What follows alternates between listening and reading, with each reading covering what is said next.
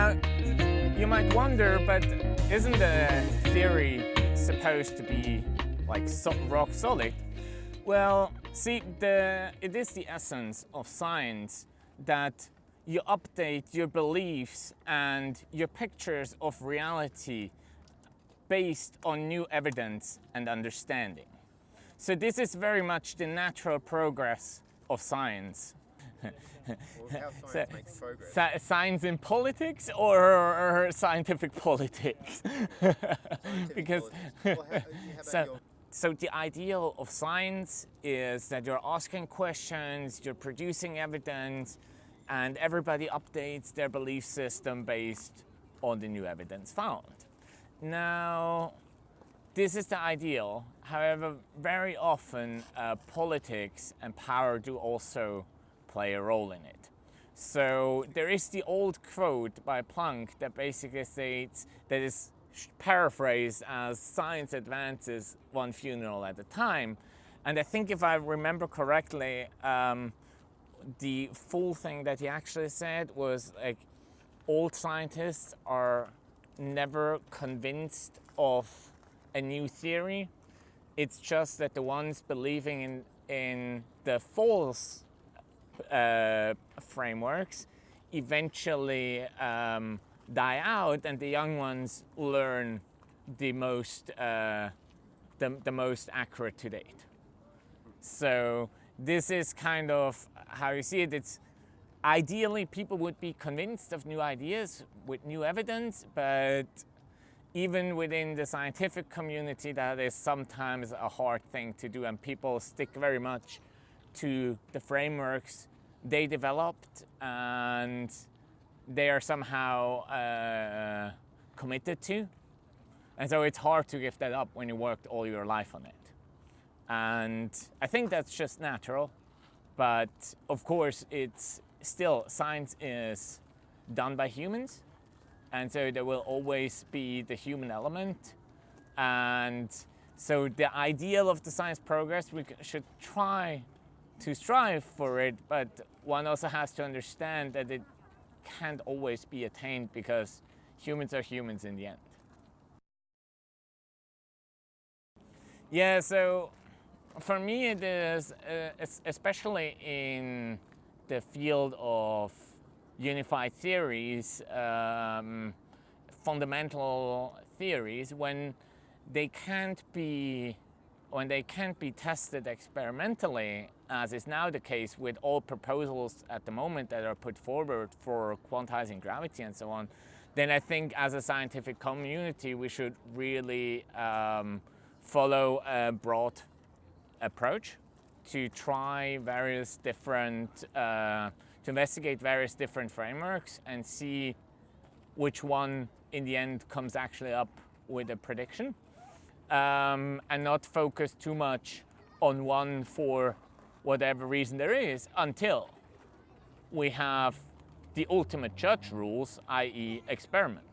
But as long as we have no experimental evidence for or against for one particular framework of unification, I think we should, the scientific community, and especially theoretical and fundamental theoretical physics, should follow a rather broad approach and take various ideas into consideration. Okay, so when it comes to scientific theories, I strongly believe, especially physical theories, that falsifiability is an important criterion for the quality of a theory. Because like, if you have an infinite amount of parameters, you can essentially fit anything. And that just makes your model not stating very much, or like your theory not very strong. So like, if you can adjust your theory to whatever turns up, then, well, you're not really saying much about the physical world. All you're saying is that your theory has sufficient parameters that you can tune it to whatever you want. So I think falsifiability is a very important criterion for the quality of a theory.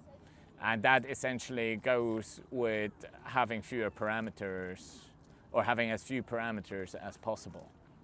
I reckon that is basically Occam's razor in a nutshell. That, like, if you have two theories and both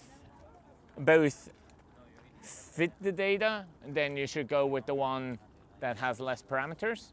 But right now, in fundamental, like in unified theories, essentially we have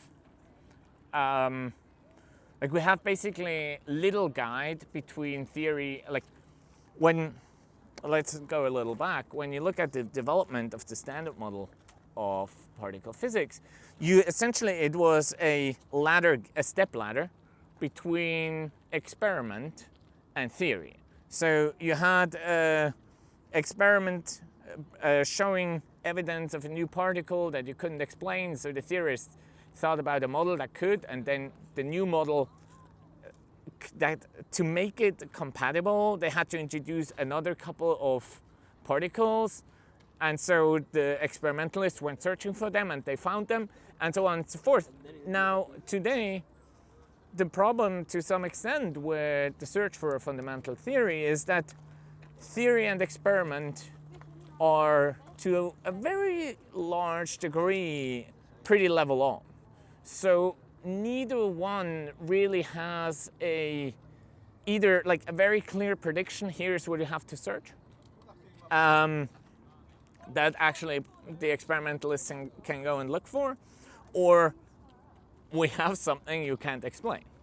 So neither of those are really the case at the moment. So I think this is, among other things, one of the reasons why, well, when you look at it since the development of the standard model in like the late 70s, 80s, really not very much progress has really been made in the deeper understanding, or in the unification really of our theories. Well, I mean, when you talk about p-hacking, I think the first thing one should say is that probably the p-value is really not the cleverest thing to use. There is essentially a better statistical measure, namely, that gives the probability for a hypothesis to be true or false. And the advantage of that would be that if we make another experiment that tests this hypothesis, we can basically just add up the two results and improve the statistics immediately. So I think this is probably the best answer to p-hacking, is that so I'm no expert in it, but from all I've read, I think I would support the standpoint that p-values are really not the best, not the best measure for validity or not. Well, I mean, easily hacked very much depends on what you're doing, right? I mean, like if you're doing particle physics with hundreds of thousands of events, your p-hacking is probably quite tricky. If you do psychological studies with like 50, 60, 100, or like if you do any study with a small sample, then you can do much more. So, and anyway, like if you having this artificial threshold in a sense isn't really good to begin with. I think essentially a process where the publication is granted based on the setup of the experiment and not on the result, so that essentially the publication, so your experiment gets accepted for publication, and then you carry it out and you can publish no matter what the data says, because that reduces the incentives to mingle anything with the data. So I think the important thing there is even less on what measure is used, but on how the incentives are set. And the current way that papers or scientific results are accepted for publication very much sets incentives towards tweaking results a little bit, and that's very unfortunate. So I think it's less, the discussions would be less on the actual measure than on the incentives that are set. What was it before you were going to say about the book Inadequate Equilibria by L.A. Zitkowski? So I think that book summarizes, I really enjoyed that book, I have to say. And particularly this, he elaborates on this one point with the p-value quite a bit, and how it's not really a useful measure. And I think the example he uses is an alien visitor coming to Earth, basically investigating how things are done here. And then he would be like, yeah, so you certainly use this and this method for it. No, we use that. But why would you? You can't add up follow-up investigations. This is really inconvenient measure. Well, point is, it is what's currently used, and so everybody has to use it because it's used. And this is the perfect example of an inadequate equilibrium, that even though there would exist a better solution, we're currently in this minimum. And to get out of it, it would take substantial effort and a lot of coordination. So for the individual, you can't really break out of it. And that's how the behavior, what is reasonable for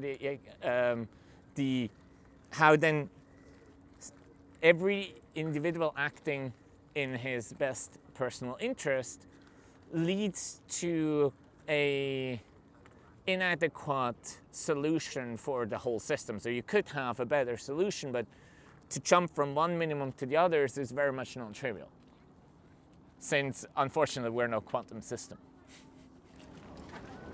Yeah, reminds me of the hill climbing algorithm in AI, and where rewards are sparsely distributed. It's very hard for AI to actually find or solve problems where the reward system, it doesn't actually pay out until over the mountain over there, so AIs might get stuck in a local minimum or. Sure, I mean that's always. I mean you never know. So that would be the same thing. It would be an inadequate equilibrium. You would want to have your system be in the global minimum, but essentially anything you do explores a local neighborhood. So anything you can efficiently determine whether you're at a local minimum. To determine whether you're at a global minimum is very inefficient, or it's very cost intensive, and therefore actually using the energy to explore might not be worth the effort very often. I think that is one of the best books I've read, and it explains also very much why, in fact, sometimes you could come up with a stupid solution for a problem that nobody has ever, that no expert has ever come up with, simply because it's not big enough of an issue that people have spent a substantial amount of energy to really optimize it. So I think I think also kind of to what extent the market is optimal, he explains quite well. So what it means for a system to be optimal, this means that if you go to the stock market, you're unlikely to make much more money than anybody else, because there are people spending a lot of time feeding all the information into the system, into their trading strategies. So unless you have a substantial advantage of knowledge, which with all respect is for an average person very much unlikely compared to the trading departments of large banks, you'll essentially not really make money unless you're lucky. Yeah. I think, it's a really good book. The structure of the academic career. So this is a particularly for young scientists at the moment, it is quite usual that after your PhD, you do a couple of years, up to like 10 years, you go from postdoc to postdoc. So like those are like between 6 months and 3 years. And for that time, essentially you're somewhere between like 30 and 40. And you have no longer planning horizon than basically like 3 years. So I do see quite a lot of people who are really struggling with this, and I think it's really not the best system to have. And often very much those, like the postdocs, are also under an incredible pressure, because it's essentially, well, you have to publish or you're basically done. And I think the mental toll it takes, so mental health in that phase is certainly. I don't think we're like the current system is really getting the best out of the researchers, because you spend so much time writing applications and writing grants, or many people do spend a lot of time writing applications, writing grants. I have to be kind of careful there in general with the statements, because I got fairly lucky with my positions here. So yeah, I think the structure of the academic careers could certainly improve a lot, and especially the pressure could be better, could be reduced on PhDs and also on postdocs, especially what I've seen mostly in the lab sciences. Sometimes it's really questionable, the working conditions of people, and like there is a substantial amount of abuse in those, like power abuse, especially in those settings. And I think there is a lot that we, as a scientific community, really can also improve, but that's also to politics, who set basically the requirements for the working of science to address. And I think those are important issues that should not just be neglected for the sake of progress. Because I think people under pressure, so this is also part of the issue with p-hacking and everything. Why do people do that? Well, because their career's depending on it. It's not that they want to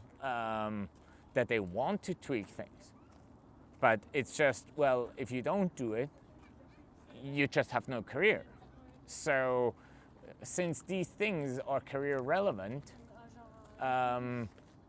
it kind of sets the incentives, and people respond to the incentives. And so I think we should really talk about what incentives there should be set for academic career decisions, and thereby I think that would do a lot to actually improve the workings of science as a whole.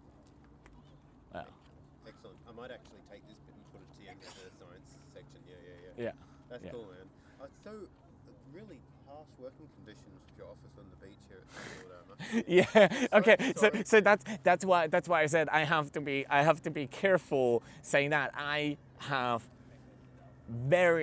I would say within science I have a very privileged position also, and I also take advantage of the situation I have, of the freedom I have, since for me it really, like, I can basically do my work wherever. So I can make my little arrangement here, which is really awesome, and I'm actually more productive here than in my office. But for most, this is really not the standard thing, but there's a lot of actual manual work that goes into experiments, and that goes into lab work, and so on and so forth. And yeah, I think that's important. That's important to stress. What you've seen here with my working conditions is probably not very representative for the academic, for the standard academic environment, especially not in the lab in the lab-oriented sciences. So mathematics and fundamental physics has probably kind of an advantage because we're not necessarily tied to an actual workbench. So if you can find an arrangement that works for you, and you have a supervisor who is cool as mine is and allows you to take advantage of it, then yeah, you have it's much more enjoyable. But I think we should still, as a scientific community, I mean, it's for me, it's a very much like, I very much care about the scientific community in the whole. I mean, that's part of why I was active in the March for Science as well.